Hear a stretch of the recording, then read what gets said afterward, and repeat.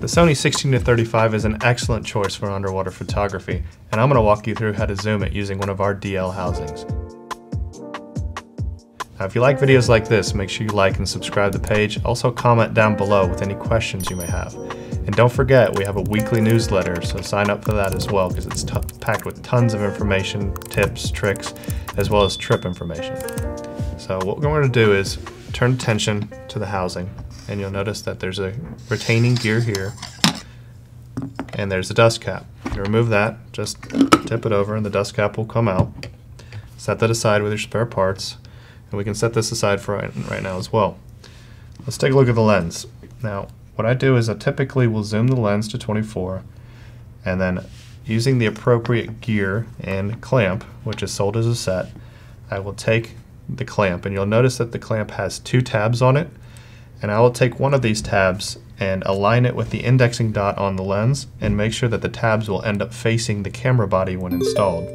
So after I align that, I'm going to drop the clamp down onto the lens, and you'll notice that the springs spread open, and then I will move the clamp down until we reach the zoom diameter of the lens, and that's this knurled part right here. I'll take that clamp and move it just past the edge evenly all the way around.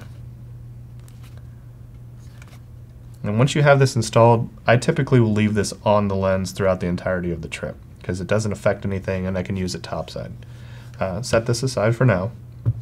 Turn our attention to the front of the housing. What we're going to do is we're going to take the gear sleeve, we're going to drop it down into the front, and we're going to use that same retaining ring, and we're going to drop it around that. We'll use the included tool with the housing, and we're going to tighten that down. Now you don't want this to be over tightened, but down snug is fine.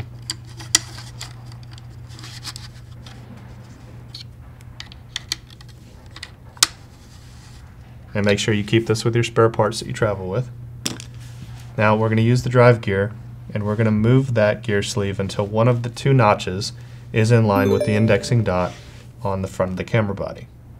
Once we have it there, we'll grab the lens, confirm that one of those tabs is still in line with the indexing dot on the lens, and now we should just be able to line up everything, drop it down into place, including the tab on the other side, and then bayonet the lens onto the camera body. From this point, you're going to want to make sure that you do have zoom functionality, so take the drive gear and move it to make sure you see that the lens barrel is moving in and out. In this case, we're all set. Next step is to attach the chosen port, and you are off to go diving. Be safe and have fun out there.